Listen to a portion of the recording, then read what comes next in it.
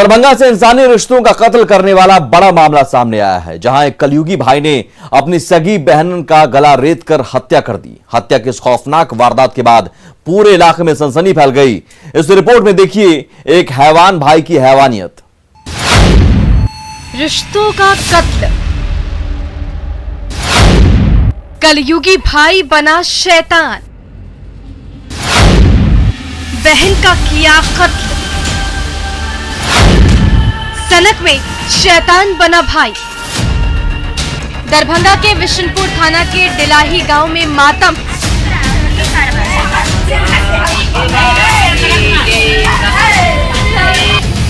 यहाँ मानवीय रिश्ता शर्मसार हुआ है। जिस कलाई पर बहन राखी बांधा करती थी, आज उन्हीं हाथों ने बहन को बेरहमी से मौत के घाट उतार दिया।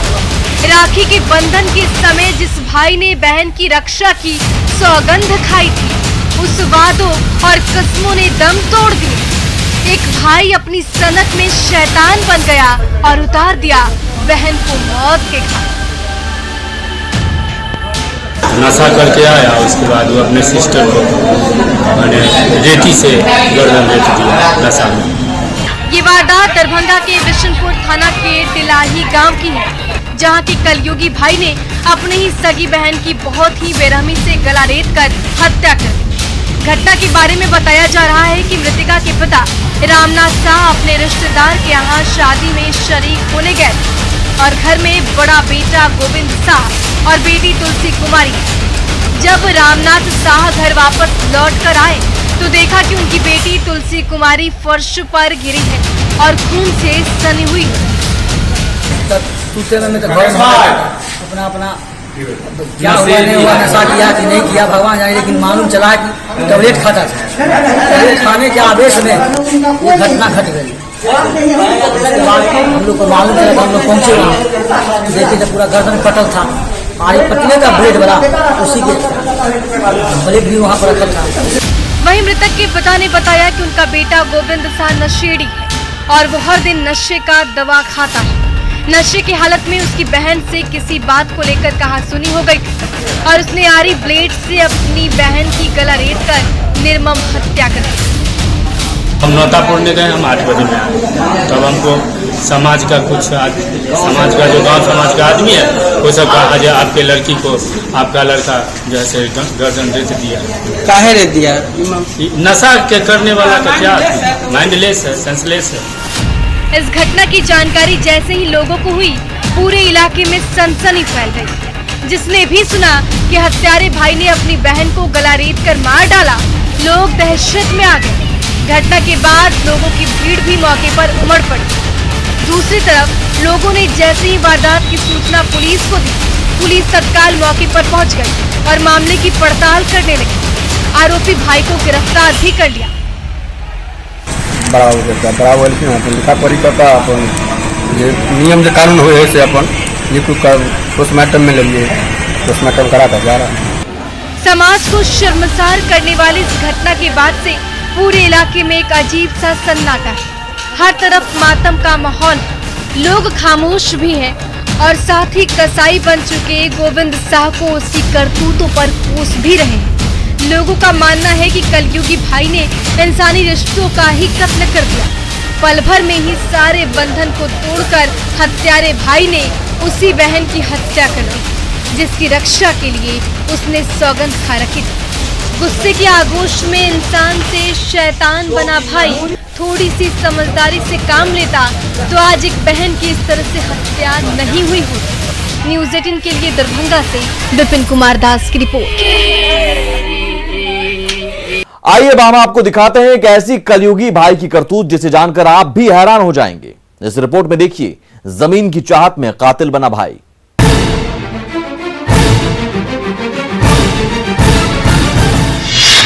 मिथिलेश गोप हत्या मामले में कार्रवाई।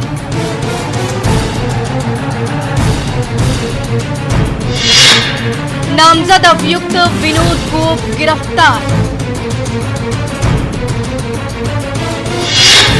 5 जुलाई को हुई थी मिथिलेश गोप की हत्या। हाथों में हथकड़ी और चेहरे पर मास्क लगाए पुलिस कस्टडी में खड़ा ये वही शख्स है जिस पर अपने चचेरे भाई की हत्या का आरोप है। वारदात के बाद से आरोपी विनोद गोप उर्फ छोटंकी गोप फरार चल रहा था, जिसे पुलिस ने हत्या के 4 दिन बाद गिरफ्तार कर लिया। देखिए, अभी तक इसमें 2 लोगों की गिरफ्तारी हुई है। एक रंजीत गोप की गिरफ्तारी हुई थी परसों, उसको कल भेज दिया गया है जेल। वो व्यक्ति जो है दीघा थाना का रहने वाला है और ये जो छटंकी गोप है उसका साला है। और उसके बाद कल गिरफ्तार किया गया छटंकी गोप उर्फ विनोद गोप को।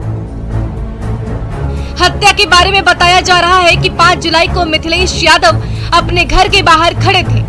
इसी दौरान उन्हें गोली मारकर जख्मी कर दिया था, जिसके बाद परिजनों ने आनन फानन में मिथिलेश यादव को एनएमसीएच में भर्ती कराया, जहां उनकी मौत हो गई। इस घटना के बाद पुलिस एनएमसीएच पहुंची और पूरे मामले की छानबीन में जुट गई। तहकीकात में पता चला कि हत्या के पीछे जमीन विवाद है। मृतक मिथिलेश यादव का अपने चचेरे भाई विनोद गोप उर्फ छोटंकी गोप के साथ लंबे समय से जमीन जायदाद को लेकर झगड़ा चल रहा था, जिसे लेकर पहले भी दोनों पक्ष से 2 हत्याएं हो चुकी हैं, जिस मामले में मृतक मिथिलेश गोप और उसका चचेरा भाई विनोद गोप नामजद अभियुक्त है। स्वीकार किया कि हाँ, इसने ही इसकी हत्या करवाई थी, क्योंकि इसके मिथिलेश गोप इसके पुत्र और भतीजा की हत्या में शामिल रहा था, तो इसने ही साजिश करके इसको गिरफ्तार करवाया। हत्या का कारण क्या है सर, किस काम में हत्या हुई थी? ये लोग की अपना पूर्व से संपत्ति विवाद चला आ रहा है। ये लोग आपस में रिश्तेदार हैं। मिथिलेश गोप छटंकी गोप का भाई ही लगता है। तो ऐसे में ये लोग पूर्व से विवाद चल रहा है जमीन का। उसमें दोनों परिवार की तरफ से कई हत्याएं हुई हैं। दोनों परिवार एक्यूज रहे हैं। तो इसी क्रम में इस मिथिलेश गोप की हत्या छटंकी गोप के द्वारा कराई गई। जड़, जोरू और जमीन, ये 3 चीजें ऐसी होती हैं जिसे पाने के लिए इंसान साम दाम दंड भेद की नीति अपनाता है, अपने भाई तक की खून कर देता है। इस हत्या मामले में भी कुछ ऐसा ही हुआ, जहां जमीन के टुकड़े के लिए भाई ने ही भाई को मौत के घाट उतार दिया, जिसे गिरफ्तार कर पुलिस ने सलाखों के पीछे भेज दिया है। और इससे पहले पुलिस रंजीत गोप को गिरफ्तार कर जेल भेज चुकी है और बाकी के 2 आरोपियों की गिरफ्तारी के लिए छापेमारी कर रही है। पटना सिटी से न्यूज़ 18 के लिए मनोज की रिपोर्ट। सासाराम में जमीन ने फिर 2 जान ले ली। जमीन विवाद में खून ही खून का प्यासा बन गया। जी हां, जमीन के लिए चचेरे भाई ने ही भाई की गोली मारकर हत्या कर दी और फिर हत्यारे भाई की भी संदिग्ध स्थिति में मौत हो गई। ये रिपोर्ट देखिए। जमीन के लिए खूनी खेल, भाई ने की भाई की हत्या। जमीन विवाद में अपनों का कत्ल, हत्या की खौफनाक कहानी। आज फिर जमीन विवाद में खून का प्यासा हो गया। आज फिर भाई ने भाई की हत्या कर दी। आज फिर अपनों ने अपनों का खून बहाया। आज फिर मामूली सी जमीन के लिए भाई ने भाई से खून की होली खेली। हत्या की इस खौफनाक वारदात की चर्चा दूर दूर तक हो रही है। जिसने भी इस हैवानियत भरी घटना के बारे में सुना, सन्न रह गया, क्योंकि ये घटना ही कुछ है। हमनी के खेत 20 साल से जोतत रहन आ उहे हमनी के अपन खेत जोतत रही जा। यही में तेल घट गई है गाड़ी के, तो जाके ले आवे गोनी हो जाए, तो वही घटना कर दिले। तो सुना आपने वारदात के बाद का ये बयान, जिसे सुनकर किसी भी पत्थर दिल इंसान का कलेजा मोम की तरह पसीज जाएगा। लेकिन हैवानों की बस्ती से ताल्लुक रखने वाला ही कोई ऐसा शख्स होगा जो ऐसी हैवानियत का खूनी खेल खेलेगा। दरअसल ये वारदात सासाराम के विक्रमगंज के काराकाट की है, जहां जमीन की पुरानी रंजिश में चचेरे भाई ने ही भाई की गोली मारकर हत्या कर दी। घटना के बारे में बताया जाता है कि राजकिशोर तिवारी और लालबाबू तिवारी दोनों सगे भाई। दोनों भाइयों के बीच वर्षों से जमीन के लिए झगड़ा चल रहा था। इसी विवाद में मनोज तिवारी ने धर्मेंद्र तिवारी की गोली मारकर हत्या कर दी और हत्या कर भागने के क्रम में संदिग्ध स्थिति में मनोज तिवारी की भी मौत हो गई। तली घेर ले ले सब फायर कर लगल ऐसा, तली गाड़ी चालू हो गई हमनी के, तो हम कूद के भागे लगनी है। तली तड़ाम 2 फायर मार दिले ऐसा। मनोज तिवारी आ सनोज तिवारी, लालबाबू तिवारी आ क्या कहला उनकर लड़का सोना तिवारी। ओकरा बाद का होई? ओकरा बाद में हम भाग के फिर हम जो भाग गए से फायर करते न तो हम फिर आईनी है तो धरनी है तो देखिए सब खून सब लगल बा, छटपटा के मर गए। हालांकि वारदात की सूचना मिलने के बाद पुलिस तत्काल मौके पर पहुंचकर मामले की छानबीन में जुट गई। लाश को अपने कब्जे में लेकर पोस्टमार्टम के लिए भेज दिया। फिलहाल पुलिस इस मामले में कुछ भी बताने से इनकार कर रही है। बड़ा हुआ रहा है, पूछ लीजिएगा, ये आ रहा है 10 मिनट। अच्छा अच्छा, यहाँ पोस्टमार्टम हम तो रोडे पर से है जब मान लिया कि आदेश हुआ चला है गाड़ी के साथ, हम क्या देखते नहीं किया था। पोस्टमार्टम के लिए आए हैं? हाँ, पोस्टमार्टम। किनका पोस्टमार्टम? अब देखना होगा कि पुलिस इस मामले में क्या कुछ करती है, क्योंकि ये हत्या का मामला काफी पेचीदा हो गया है। पुलिस को चाहिए कि इस मामले का निष्पक्ष जांच करे और दोषियों को कड़ी से कड़ी सजा दिलाए, ताकि पीड़ित परिवार को न्याय मिल पाए। न्यूज़ 18 के लिए सासाराम से अजीत की रिपोर्ट। ऐसा क्या हुआ कि औरंगाबाद के खिरियावा में धनंजय सेवा सदन हॉस्पिटल में कंपाउंडर की लाश पंखे से लटकी हुई उसी हॉस्पिटल में मिली, जिससे पूरे इलाके में सनसनी फैल गई। देखिए इस रिपोर्ट में पूरी हकीकत। लटकती लाश खोलेगी राज, हत्या या आत्महत्या। वारदात से पूरे इलाके में दहशत। पुलिस कर रही सभी बिंदुओं पर जांच। औरंगाबाद में हत्या का दौर रुकने का नाम नहीं ले रहा। इस बार एक निजी अस्पताल के कंपाउंडर की लटकती लाश मिलने से लोगों में दहशत है। ये जो भीड़ आप देख रहे हैं, ये उसी की एक बानगी है। दरअसल औरंगाबाद के मदनपुर थाने के घिरियाव गांव में धनंजय सेवा सदन में काम करने वाले एक कंपाउंडर की लाश क्लिनिक के पंखे से ही लटकती हुई मिली है, जिसको लेकर परिजनों ने हत्या की आशंका जताई है। मैंने अपना क्लिनिक था, निजी क्लिनिक था, मदनपुर के पास खिरियावा बाजार में काम करता था। और वहाँ देखे हम लोग तो फांसी लटकाया हुआ है क्लिनिक में ही। क्लिनिक में ही। क्या आत्महत्या है या हत्या किया गया है? नहीं, लगता है कि हत्या किया हुआ है। वहीं मृतक की पहचान सोनू कुमार के रूप में की गई है, जो धनंजय सेवा सदन में बतौर कंपाउंडर काम कर रहा था। वहीं घटना की सूचना मिलने पर पुलिस मौके पर पहुंची और शव को कब्जे में लेकर पोस्टमार्टम के लिए सदर अस्पताल भेज दिया है और पुलिस सभी बिंदुओं पर जांच कर रही है। एक व्यक्ति जैसा फांसी लगा करके आत्महत्या कर लिया है, देखा जाए तो पंखा में लटका हुआ था। जांच किया जा रहा है और किया जा रहा है, पोस्टमार्टम किया जा रहा है। लगातार औरंगाबाद में अपराध की घटना में हो रहे इजाफे से पुलिस पर सवाल खड़े हो रहे हैं। फिलहाल अब यही देखना है कि पुलिस कब और कैसे अपराधियों पर नकेल कसेगी और मृतक के परिजनों को सही समय पर न्याय दिलाएगी। न्यूज़ 18 के लिए औरंगाबाद से संजय की रिपोर्ट। अब वक्त हो चला है एक ब्रेक का, हम जल्द हाजिर होते हैं।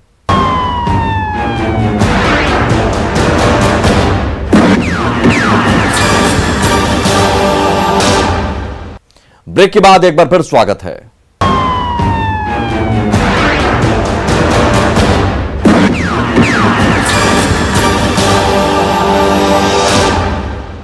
ब्रेक के बाद एक बार फिर स्वागत है।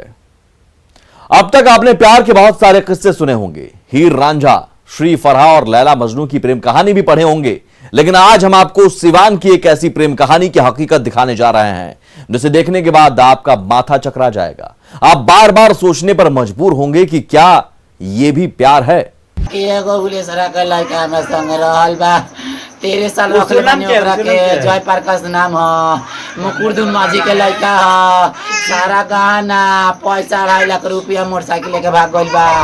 पीड़िता ने कहा कि जयप्रकाश कुमार मांझी और वो दोनों ने मिलकर एक बच्चे को गोद भी लिया था। अब उस बच्चे का क्या होगा? वहीं पीड़िता अनारकली का रो रो कर बुरा हाल है। जिस तरह से इन्होंने उनके परिवार को पाला, उनकी बहन की शादी में तब पैसा दिया, अब उनका फर्ज क्या बनता है वो कि आए उनको देखें। अगर इस तरह से वो भागेंगे, कल को वो अगर आत्महत्या कर लेती तो इसका जिम्मेवार खुद प्रशासन होगा।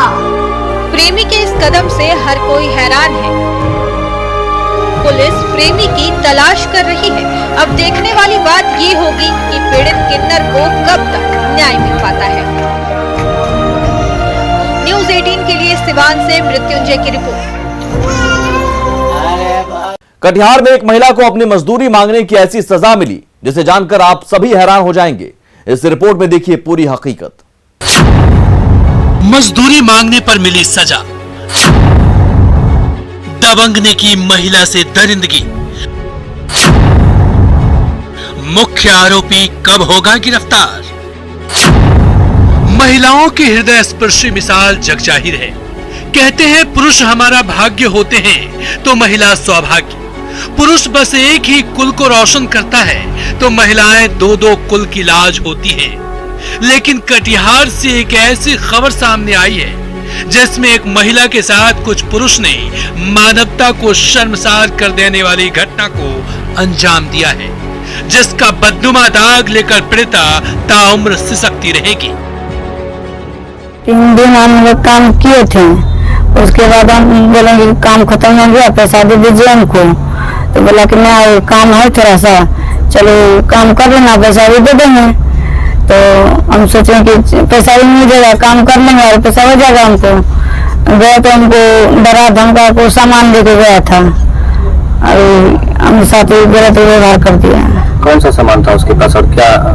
लोहा जैसा था, छोटा इतना बड़ा था। बंदूक था उसके? हाँ बंदूक था, छोटा वाला था। घटना के बारे में बताया जा रहा है कि खेत में काम करके मजदूरी मांगने गई महिला के साथ दुष्कर्म किया गया है और आरोपी तबारक ने दुष्कर्म के बाद महिला का अश्लील वीडियो बना लिया था। उसके बाद हथियार दिखाकर जान से मारने की धमकी भी दी थी। वहीं 15 दिन बीत जाने के बाद आरोपी तबारक ने वीडियो को वायरल कर दिया। फिर क्या हम कब्राने में लिया तो कब्राने लेने दिया, हमको लगा कर दिया। हमको जिस तरह मैंने वीडियो में उसी तरह कर दिया था। कितना दिन पहले की घटना है ये? घटना 15 दिन का अंतर से नहीं गए घर में कि मेरा हल्ला ऊपर हो जाएगा, बेइज्जती हो जाएगा। और 3 दिन के बाद हम कोई फोटो वोटो देखे तब हम सरपंच को बोले। धमकी भी दिया गया? हाँ धमकी दिया था। क्या धमकी दिया? किसी को बोलना तो गोली से मार देंगे, दोबारा घर में घुस के मारेंगे। वहीं अब पीड़ित महिला ने मामला दर्ज कराकर इंसाफ की गुहार लगा रही है। वहीं गांव के सरपंच सत्येंद्र कुमार पंडित ने पीड़िता के बयान के आधार पर पूरे मामले पर आरोपी को कठोर से कठोर सजा देने की मांग कर रहे हैं। हम मजदूरी किए, उसका पैसा मांगने के लिए गई थी।